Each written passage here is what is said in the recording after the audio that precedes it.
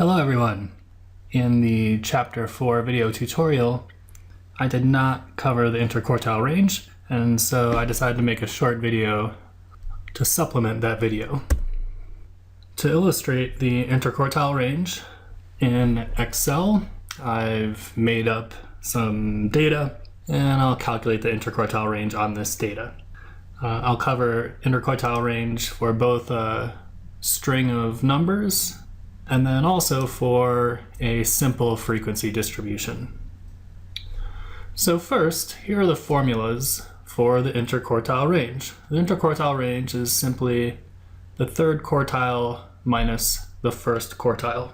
Just as with the range, the first step in calculating the interquartile range is to sort our numbers from lowest to highest or highest to lowest.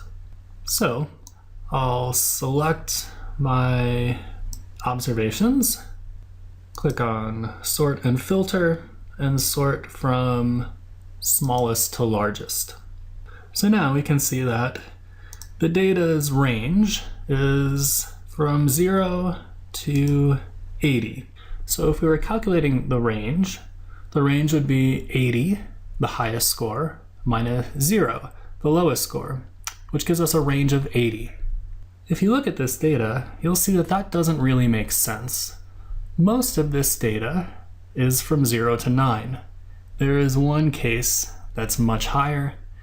We call this an outlier or an extreme score. And this illustrates the great weakness of the range as a measure of variability. Just like the mean, it is sensitive to extreme scores. And so the solution is the interquartile range. Instead of looking at the range from the highest score to the lowest score, we're going to take out the middle 50%. Essentially, we're going to throw away the top quarter, and we're going to throw away the bottom quarter of observations, and then we'll calculate the range of the middle. And so in order to do that, there is one extra step, which is we have to find starting observation and ending observation of the middle of the scores. And here are the formulas for the position of the first quartile and third quartile. Basically, the start of the middle half and the end of the middle half. These formulas may look kind of familiar, and there's a reason for that. It turns out that Q2, the second quartile, has another name, which is the median. And if you remember from the last chapter, the position of the median is n plus 1 over 2, or 1/2 n plus 1. Another way to write that is 0.5 times n plus 1. And this formula looks just like these formulas, because this is also the formula for a quartile. It just happens to be the second quartile. And so to answer the question, how do you calculate the interquartile range? The answer is just like you calculate medians. Let's start with Q1. So we know that the position of Q1 is 0.25 times n plus 1. This essentially takes us a quarter of the way into our numbers. And so in this instance, the first thing we have to do is we have to figure out what n is. So if I highlight all of the cells with observations, and you look down here at the bottom of the window, one of the things it tells you is the count.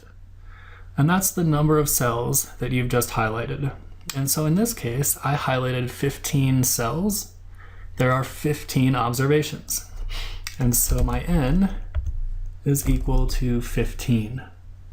Therefore, the position of the first quartile is equal to 0.25 times n, or 15 in this case, plus 1.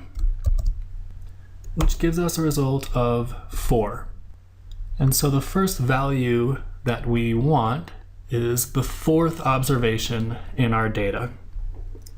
Here's the first, second, the third, and the fourth. So Q1 is equal to 3. It's the fourth observation, and that observation has a value of 3. The position of the third quartile is calculated in a very similar way, but instead of using 0.25, we use 0.75 because we're looking for the position that represents 3/4 of the way into the distribution, or 75% of the way in. So the position of the third quartile is equal to 0.75 times n, which again is 15 plus 1, and I'll close those parentheses. And that gives me a position of 12, the 12th observation. So if I count down 1, 2, 3, 4, all the way down to 12, I can see that the 12th observation has a value of 7. And so the third quartile is 7. The last step is simply to take the difference between those values. So our interquartile range is equal to the value of Q3, which is 7, minus the value of Q1, which in this case is 3, or an interquartile range of 4. For a simple frequency distribution, we simply use the same approach that we would use for finding the median of a simple frequency distribution. Now, it turns out that this data is essentially the same data as the previous example, except that I replaced the 80 value with another 8. So just like the previous example, our n in this case is 15. If you sum all of the frequencies, they sum to 15. So the position of Q1 and Q3 are actually the same in this example because there's the same n. And n is the only variable in these formulas. So we already know that Q1 is the 4th observation and Q3 is the 12th observation. So what I'm going to do to make my life easier is I'm going to create a cumulative frequency column. Cumulative frequency always starts at the lowest value and then cumulates to the highest value. In your textbook, tables are generally presented in highest to lowest order, and so we generally calculate cumulative frequency starting at the bottom of the table and working our way up. In this instance, I have the data sorted from low to high, and so we would calculate the cumulative frequency from the top of the table to the bottom. However, since your textbook tends to sort tables the other way, so as not to confuse anyone, I'm going to resort this in a way that's more consistent with the textbook. So that now we have the highest value at the top of the table. And so we'll start at the bottom. So the frequency of observations that are 0 or lower is 1. There's one person with an observation 0. The frequency of people with a score of 1 or lower is 2.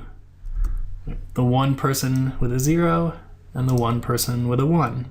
Since there's no one who answered 2, the cumulative frequency for 2 is also 2. There were 3 3s, and so we add that to our cumulative frequency. 2 plus 3 is 5. And then we continue adding each frequency.